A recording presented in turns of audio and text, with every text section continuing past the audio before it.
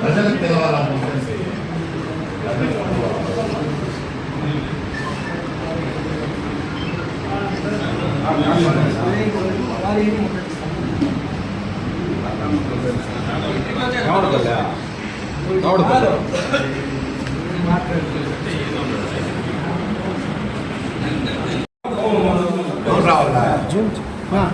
హేమంత్ వస్తాడు చంద్రబాబు కూడా వస్తాడు 2 నిమిషాలు వచ్చేస్తాడు చేశాను. పలమనేరు నియోజకవర్గ ప్రజలకి ఈరోజు ఒక దురదృష్ట సంఘటన. పలమనేరు మండలం కొలమాసనపల్లి గ్రామ పంచాయతీ మాదిగ బండ వద్ద ఒక మెటల్ క్వారీ అధికార పార్టీ అండదండలతో కొందరు వ్యక్తులు దానిని అక్రమంగా అనుమతులు లేకుండా మరి నడుపుతున్నారు. అందులో ఈరోజు చిన్నస్వామి అనే ఒక కూలి తనకు రావలసిన జీతాన్ని ఆ క్వారీ యజమానాన్ని ప్రశ్నించినందుకు అతన్ని అక్రమంగా కొట్టి చంపేసినారు. కానీ ఇక్కడ అధికార పార్టీ నాయకుల అండదండలతో కేసును తారుమారు చేసి ఆ చిన్నస్వామి అనే వ్యక్తికి ముందు వెనక ఎవరూ లేదనే అదం చూసి ₹1,00,000 డబ్బులు ఇస్తామని వాళ్ళకి సంబంధికులకు మభ్యపెట్టి మరి ఈ రోజున కేసుని నీరుగార్చే ప్రయత్నం చేస్తున్నారు. ఈ విషయంలో వాస్తవాలన్నీ కూడా ఇటు పోలీస్ శాఖ వారు కానీ అటు వైద్యాధికారులు కానీ ఉన్నట్టుగా విచారణలో తేల్చి పూర్తి వాస్తవాలని అతను ప్రమాదవశాత్తు జరిగింది, వాస్తవంగా అతన్ని హత్య చేశారనే కోణంలో విచారించి దీన్ని పూర్తిగా ఆ బాధితునికి న్యాయం చేసి ప్రభుత్వం తరఫున ₹50 లక్షల పరిహారం ఇప్పించవలసిందిగా మేమందరం కూడా మా నాయకులు, సర్పంచులు, ఎంపీటీసీలు కానీ ప్రతి కౌన్సిలర్ కానీ అందరం కూడా అతనికి పాపం ఇది దిక్కులేని అతనికి ₹50 లక్షల ప్రభుత్వం ద్వారా పరిహారం ఇప్పించవలసిందని డిమాండ్ చేస్తారు. ఆ కుటుంబీకులకు సంబంధికులకు ఖచ్చితంగా ₹50 లక్షల పరిహారం ఇవ్వాలి. మరొక ముఖ్య విషయం, ఇందుకు సంబంధించి జూన్ 6వ తారీఖున కరెంటు వారికి ఆ ఫ్యాక్టరీ లీజ్దారుడైనటువంటి శరత్ కుమార్ ఇతను ₹6 లక్షల బాకీ ఉన్నాడు. అరియర్స్ ఎంత? 6 లక్షల చెప్తాను ఒక సెకండ్. ₹6,39,535 ఇది శరత్ కుమార్ అనే అతను జూన్ వరకు అతనిపైన లైసెన్స్ ఉంది. ఇతను అప్పటికి బాకీ జూన్ నెల వరకు ₹6,39,535.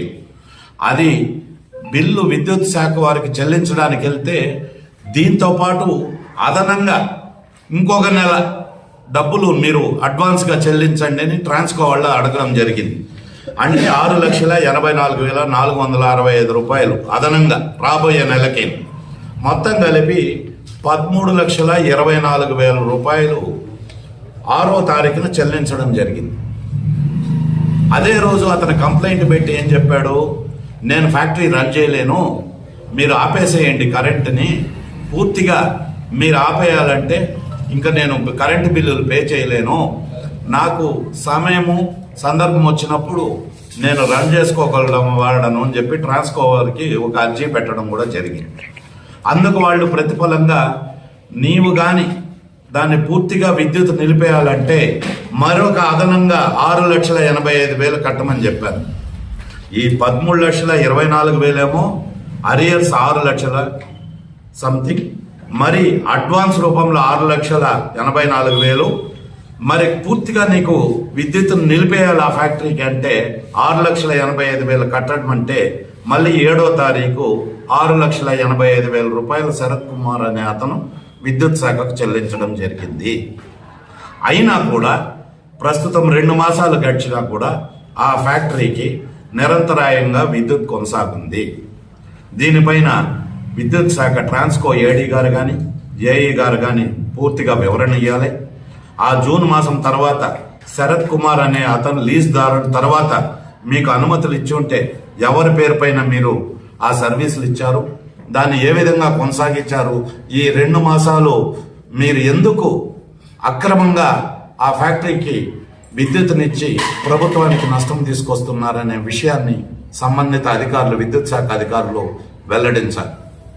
నెంబర్ 2, ముఖ్యంగా మైన్స్ ఏడీ వారు 6/6/24 తర్వాత దీనిపైన అప్పట్లో శరత్ కుమార్ ఒక కంప్లైంట్ పెట్టడం కూడా జరిగింది అడ్వకేట్ ద్వారా. ఈ విధంగా నేను క్వారీ నుంచి నిల్వ చేసి ఉన్నటువంటి మెటల్ను పూర్తిగా దొంగలించుకుపోయినారు జనార్దన్ నాయుడు అనే అతను, దీనిపైన మీరు చర్యలు తీసుకొని తక్షణమే క్వారీని ఆపు చేసి నాకు ఆ క్వారీని నాకు అప్పగించుకోవాలని చెప్పి ఒక కంప్లైంట్ కూడా పెట్టడం జరిగింది. దానిపైన ఎవరు స్పందించలేదు. మైన్స్ అధికారులు కూడా అక్రమంగా, అన్యాయంగా, అనుమతి లేకుండా ఈరోజు ఆ క్వారీ రన్ చేసిన కారణంగా ఒక నిండు ప్రాణం బలైపోయింది. దీనికి స్పందించవలసిన బాధ్యత సంబంధిత ఎమ్మెల్యే గారు కానీ, ప్రస్తుత ఎమ్మెల్యే గారు కానీ, అదేవిధంగా గతంలో దీనిపైన అనేక ఆరోపణలు వచ్చాయి. క్వారీ పైన సాక్షాత్తు చంద్రబాబు నాయుడే దీని గురించి స్టేట్మెంట్ ఇచ్చారు. మరి ఇప్పుడు చంద్రబాబు నాయుడు తక్షణమే చర్యలు తీసుకుని దానిపైన అనుమతులు ఉన్నాయా లేదా అని పూర్తి స్థాయిలో విచారణ చేపట్టి తక్షణమే ఆ క్వారీని నిలుపుదల చేయాలి. ఇంత కారణంగానే ఈరోజు ఒక ప్రాణం బలైంది. దీనిపైన కూడా మేము, ఎందుకంటే పూర్తి వివరాలు ఇటు పోలీస్ శాఖ వారు కానీ నిష్పక్షపాతంగా వ్యవహరించి కేసుని నీరుగార్చే ప్రయత్నం చేయకుండా దయచేసి ఎక్కడ ఏం జరిగింది అక్కడ క్వారీలో అని వాస్తవాలు రాబట్టి, అదేవిధంగా ఇప్పుడు ప్రస్తుతం మార్చిలో ఉన్నటువంటి ఆ శవం, ఆ చిన్నస్వామి అనే వ్యక్తికి వైద్యాధికారులు కూడా సరైనటువంటి పరీక్షలు చేసి కరెక్ట్ అయినటువంటి సర్టిఫికేట్లు ఇవ్వాలని మేమందరూ కూడా డిమాండ్ చేస్తున్నాం. దీనిపైన ఇంకా వివరాలు రావాల్సి ఉంది. లేని పక్షంలో రేపు అటు మైన్స్ ఆఫీస్ పైన కానీ ఇటు పోలీస్ అధికారుల వద్ద కానీ ఖచ్చితంగా మేమందరం కూడా దయచేసి ఇప్పటికీ మేము ఓపికగా చెప్తున్నాం. లేని పక్షంలో మరి రోడ్డు మీదకి రావాల్సి వస్తుంది. ఆ బాధితునికి తక్షణమే 50 లక్షల రూపాయల ప్రభుత్వం తరఫున చంద్రబాబు నాయుడు గారు అతనికి ఎక్స్గ్రేషియా ప్రకటించాలి. అతనిలాగా చిన్నస్వామి కుటుంబీకులకు ఆ మొత్తాన్ని కూడా చెందేలాగా చూడాలి. తక్షణమే క్వారీ పైన చర్యలు చేపట్టి అనుమతులు ఉన్నాయా లేదా అని చెప్పి ఎవరిపైన ఉంది లీజు, ఎవరు దీనికి ఓనరు అని విచారణ చేపట్టి పూర్తి స్థాయిలో దీన్ని విచారణ చేపట్టాల్సిందిగా సంబంధిత అధికారులు కానీ, సంబంధిత మన స్థానిక శాసనసభ్యుల వారిని కానీ, అదేవిధంగా ముఖ్యమంత్రి వారిని కానీ మేమందరం కూడా డిమాండ్ చేస్తున్నాం. దీనిపైన త్వరలో, లేని పక్షంలో మేము త్వరలోనే దీనిపైన పెద్ద ఎత్తున ఉద్యమాన్ని చేపడతామని ఈ సందర్భంగా తెలియజేస్తున్నాం. Thank you. ఉంటే చెప్తా బాబు, అట్లా కాదు, ఉంటే చెప్తాం. ఇంకా కొన్ని వివరాలు లోతుగా పోతే వాడు ఇంకా ఇరుక్కుంటాడు. అది కాదు జనార్దన్ నాయుడు ఇంకా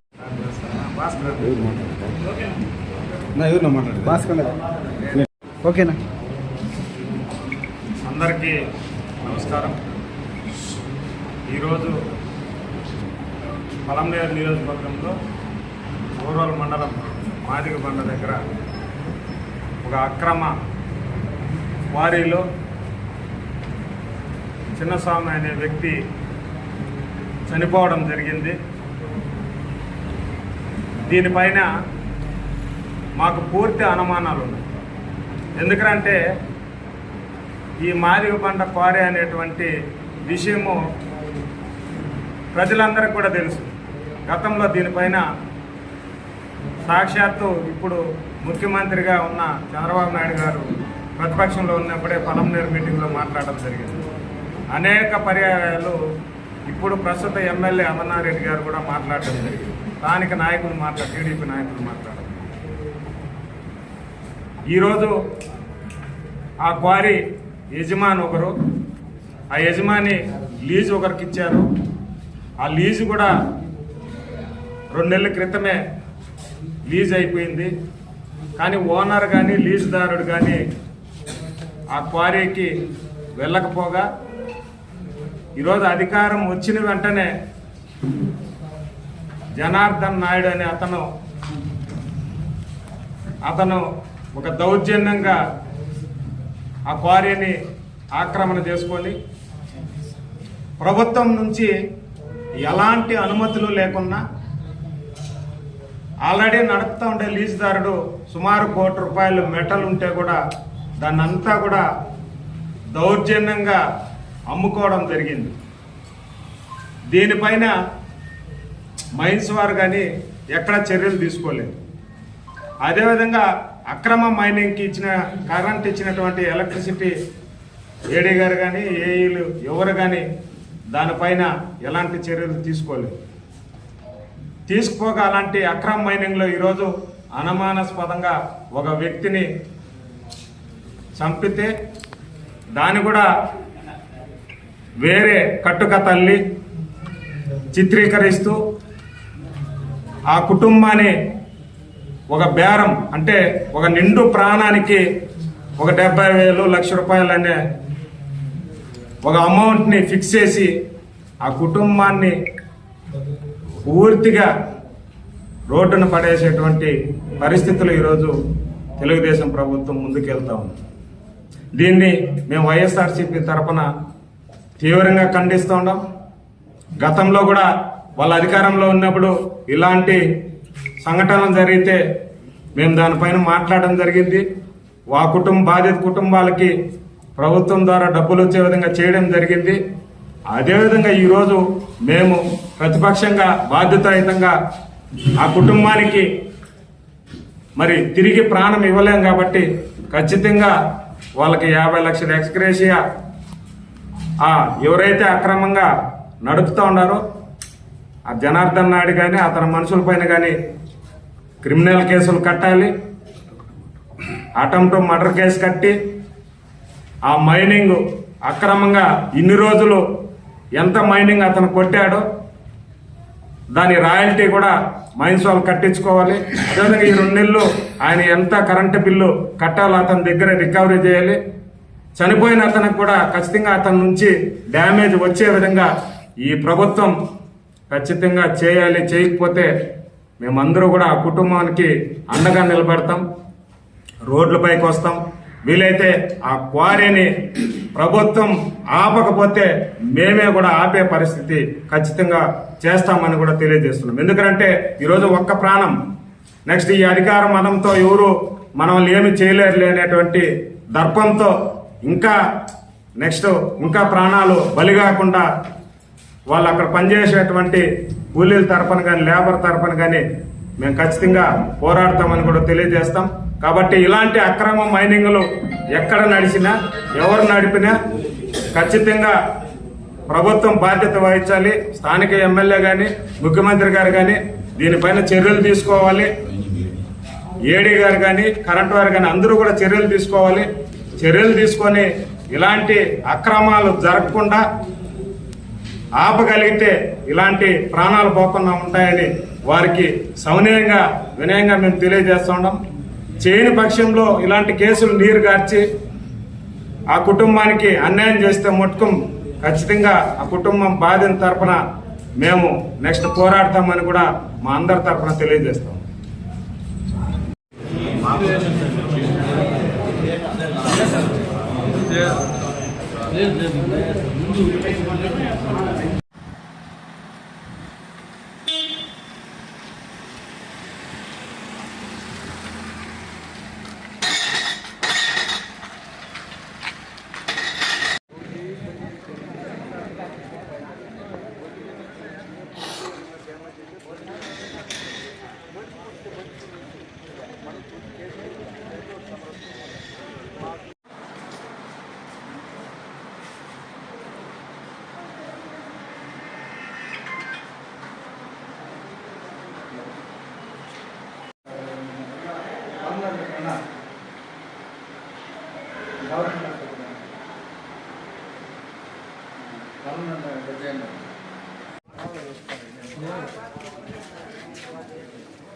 అదే చెప్పాలి.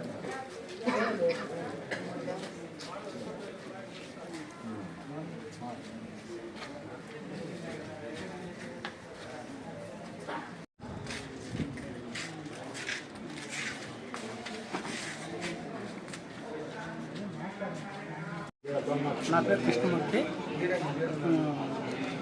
నాకు నేను ఇంట్లో ఉంటే వాళ్ళు ఫోన్ చేసిరి. ఎవరు చేసినారు? సెలవన్న ఆనంద ఫోన్ చేసిరి.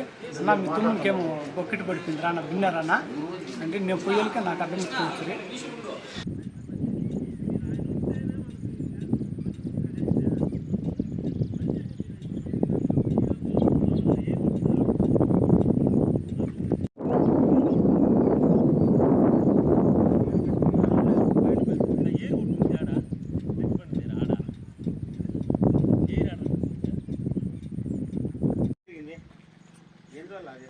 మనము లేం. నేను ఈ వేయింగ్ మిషన్ తిరుపతి నుంచి వచ్చినారు ఆయన. నేను పొలం మీద దాంతో పాటు పోయినాను. నేను వచ్చిందే ఇప్పుడు. వీడు లేడు, ఎవరు జరిగింది. మనము లేం. నేను ఈ వేయింగ్ మిషన్ తిరుపతి నుంచి వచ్చినారు ఆయన. నేను పొలం మీద దాంతో పాటు పోయినాను. నేను వచ్చిందే ఇప్పుడు. వీడు లేడు, ఎవరు